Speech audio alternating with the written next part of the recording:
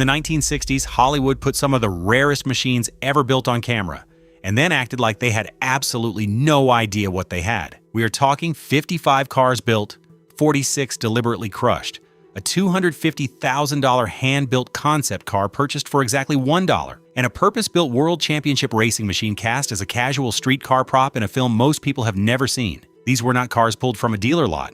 They were one-of-one prototypes and motorsport legends, and most of them were forgotten the moment the director called cut. Which one is worth the most money today? Let's find out. In 1964, Universal Pictures built an entire film around the most technologically radical car in America. The movie was The Lively Set, and the hero vehicle was the Chrysler Turbine car, a machine so far ahead of its time it could run on diesel, kerosene, jet fuel, or perfume. Chrysler built exactly 55 of them, not for sale, not for press, for a consumer testing program where 203 families across the country got to live with the future for a few months each. Here is where it gets interesting. After the program ended, Chrysler destroyed 46 of the 55, crushed them. The bodies had been hand-formed by Ghia in Turin and imported duty-free as prototypes, and U.S. customs regulations meant the company could not legally sell them, so they eliminated them instead. The Lively Set car was unique even within the surviving 9. Every other Turbine car left the factory in a bronze paint scheme. This one was repainted white with blue racing stripes. One of one, even within a run of 55. You'd think Chrysler would let anyone drive this thing on camera. They refused. Chief Turbine program mechanic George Stecker was required to handle all filmed driving sequences personally. To satisfy union rules on set, Stecker had to become a card-carrying member of the Screen Actors Guild.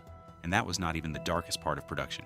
Stunt driver Dave McDonald, originally attached to the film, was killed in a catastrophic crash at the 1964 Indianapolis 500 during shooting. The production required complete reshoots with Stecker stepping in on screen. 9 Turbine cars survive today. One belongs to Jay Leno, who drives it regularly. No Chrysler Turbine car has ever sold at public auction. The value is effectively impossible to calculate. Howard Hawks was one of the most respected directors in Hollywood history. In 1965, he made Redline 7000 for Paramount, and he put one of the 6 rarest cars ever built on screen as a street car in that film. Not a race car, a street car. The vehicle was Shelby Cobra Daytona Coupe CSX 2601, and only 6 Daytona Coupes were ever constructed. CSX 2601 had just clinched the 1965 FIA World Manufacturers Championship for Shelby American, 4 class wins at Monza, the Nürburgring, Reims, and Enna, the first and only American constructor to win a World GT title. Then, the racing season ended, and the car shipped directly to Hollywood. You'd think a World Championship machine would be the centerpiece of the film. Hawks used it almost casually, as background dressing for character scenes. I find that genuinely extraordinary. The greatest American racing car of the decade, treated like a prop Mustang. All 6 Daytona Coupes survive today. In 2014, the prototype chassis became the first automobile ever entered in the U.S. National Historic Vehicle Register by the Library of Congress. CSX 2601 sold at Mecum, Monterey in August 2009 for $7.25 million. Worth knowing, multiple databases and even Wikipedia still identify the Redline 7000 car as a different chassis entirely. Pete Brock, the man who designed and built the car, has publicly stated that identification is wrong. The builder, still incorrect on the internet. Bob Bondurant, Shelby's factory racing driver, purchased CSX 2601 personally after filming and went on to found the Bob Bondurant School of High Performance Driving, one car, an entire generation of American motorsport. The Killers was made for television. NBC looked at the finished cut and decided it was too intense for broadcast, so Universal released it to cinemas in July 1964, making it one of the very few TV productions ever upgraded to a theatrical release. The film starred Lee Marvin, Angie Dickinson, and Ronald Reagan in his final screen role before entering politics. The hero car in The Killers was the 5th Shelby Cobra ever built, not the 50th. The 5th chassis, CSX 2005, was among the first 75 Cobras produced with the original 260 cubic inch engine before Shelby switched to the 289. Shelby American provided it directly to Universal after its original owner traded it back for a different model. You'd think a car this historically significant would be carefully preserved after production. It came back from Universal with damage. Shelby sold it to his own driving school for $2,500. It served as a trainer car. Steve McQueen reportedly drove it. James Garner reportedly drove it. The 5th Cobra ever built used to teach celebrities how to handle a high-performance vehicle. Reagan later described regretting one specific scene in the film, a moment where his character physically confronts Angie Dickinson. He cited it as part of his decision to leave acting entirely. The 5th Cobra. Reagan's last film, one production. Comparable early production 260 Cobras sell for over $1 million. The CSX 2005 Providence, with the McQueen and Garner connection on top, puts it considerably beyond that figure. George Barris built this car immediately after completing the Batmobile. That is not a figure of speech. The same hands that created the most famous fictional car in television history then took a stock 1966 Plymouth Barracuda and transformed it into a one-of-one dual-cockpit Hemi-powered custom for AIP's Fireball 500. One car exists. It was always going to be one car. Fireball 500 starred Frankie Avalon, Annette Funicello, and Fabian, AIP beach movie royalty doing a racing picture, with the Barris Barracuda as the centerpiece. The engine was a 426 Hemi producing 425 horsepower, fitted with an Iski drag racing cam, Jan's high dome racing pistons, and a dual 4-throat manifold. This was not a show car wearing a performance engine as decoration.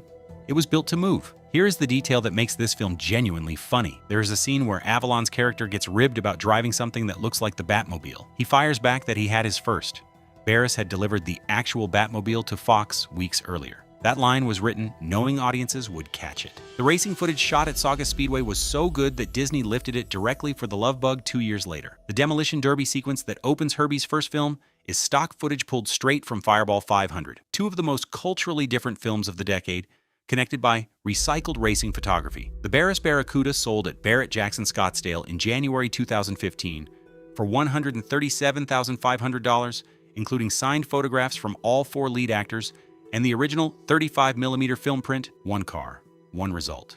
Elvis Presley's 1966 MGM racing film Spinout put 2 of the rarest performance cars in American history on screen simultaneously. The hero car was a Shelby Cobra 427 competition, one of only 23 ever built, but the competitor car is the one almost nobody talks about. A Bill Thomas Cheetah appeared as Elvis's rival in that film, and those are even rarer. Thomas built the Cheetah specifically to destroy the Cobra in SCCA competition. Lightweight, Chevrolet-powered, around 1,700 pounds. The program produced somewhere between 16 and 23 total cars before a factory fire tore through the Bill Thomas Race Cars facility in September 1965 and ended production permanently.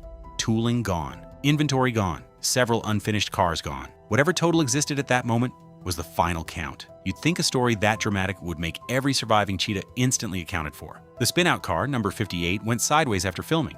It was sold to Denny Doherty of the Mamas and the Papas, who converted it to street use. It later appeared at auction with an asking price around $550,000. The Cobra 427 competition, CSX 3011, arrived at MGM as a press car fresh from the pages of the November 1965 sports car graphic. Shelby loaned it to the production for 10 weeks at $4,000. After filming, it was sold to Formula One driver Moises Solana. Comparable 427 competition Cobras are estimated at $2.25 to $2.75 million today. This is one of the only films ever made that shows a cheetah being raced on track. That alone makes it a historical document.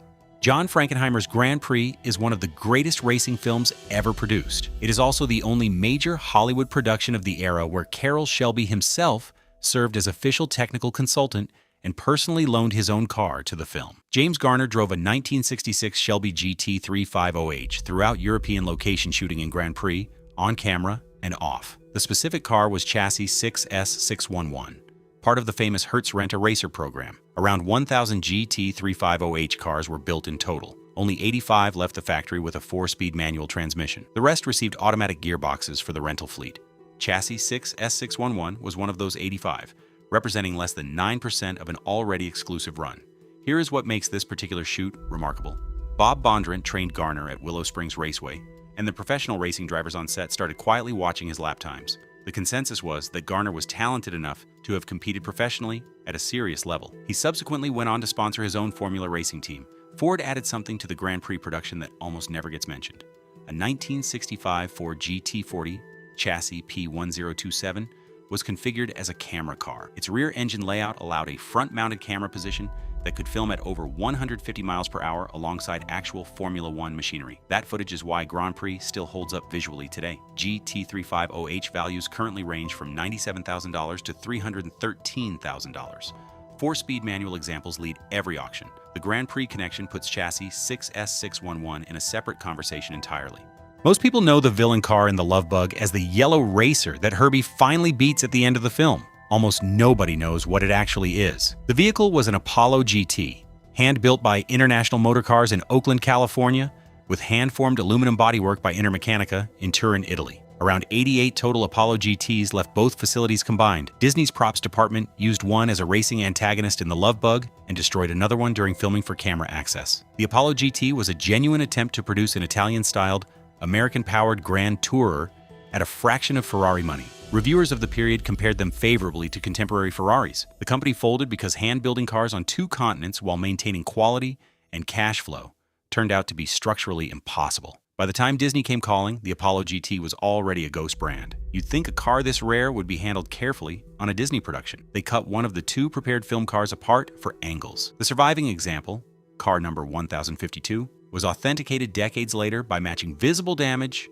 to footage from the film itself. It was offered at Bonhams at the Quail with an estimate of $175,000 to $250,000. And here's the connection almost nobody makes. The demolition derby footage that opens The Love Bug came directly from Fireball 500. The Apollo GT and the Barris Barracuda exist in the same film 2 years apart, linked by recycled stock footage. The rarest villain car and one of the rarest hero cars of the decade, quietly connected by a few minutes of racing photography. Only one car was ever built, hand-formed by Ghia's craftsmen in Turin between 1954 and 1955. Original cost, $250,000. That is approximately $2.5 million in today's money. George Barris bought it from Ford for $1, then he converted it into the Batmobile in 3 weeks and created the most recognizable fictional car in history, Batman. The movie was released theatrically in July 1966, a companion piece to the television series that had launched that January. The Lincoln Futura had been sitting in Barris's lot deteriorating for years by the time 20th Century Fox needed a Batmobile on a 3-week deadline. Dean Jeffries was originally contracted to build it but could not deliver in time. Barris, who already owned the Futura, stepped in. He spent approximately $30,000 on the conversion. The car received a 429 cubic inch racing engine, a 20-foot flamethrower, and enough visual spectacle to carry an entire television franchise for 3 seasons. Barris then leased it back to Fox and Greenway Productions at $150 per episode. You'd think a car with that history would change hands multiple times over the decades. Barris kept it. The original Batmobile sold at Barrett-Jackson Scottsdale in January 2013 for $4,620,000. The buyer was Rick Champagne of Ahwatukee, Arizona. $1 in, $4.62 million out. I genuinely do not know what else you call that except the greatest automotive investment in history. 3 fiberglass replicas built on Galaxy chassis also served the TV series. One sold at Barrett-Jackson as recently as 2025 for $495,000. The replicas alone are worth nearly $500,000. One original, $1. That is the number.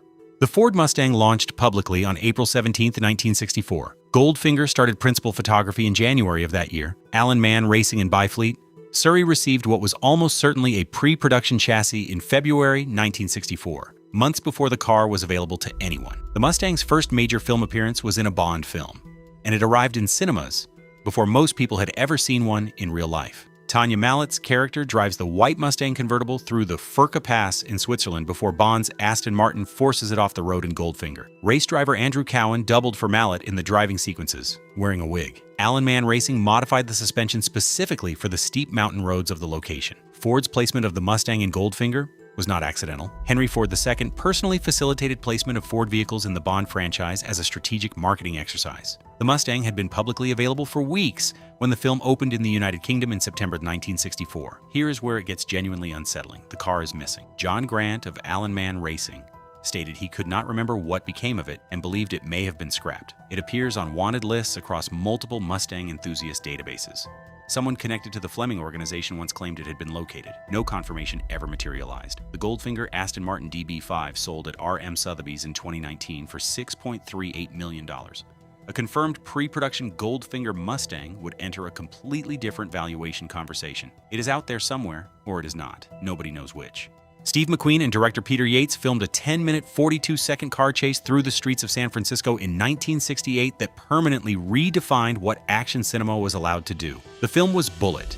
The car was a Highland Green 1968 Ford Mustang GT 390 Fastback, and approximately 581 of them were built in that exact configuration. 2 were purchased for the production on sequential vehicle identification numbers. Car 559 was the beauty car, used for close-ups and McQueen's personal driving sequences. Car 558 was the stunt car, used for the destructive work and the jumps. Max Balchowski reinforced both frames, upgraded both suspensions, and installed camera equipment throughout both vehicles. The villain car was a 1968 Dodge Charger.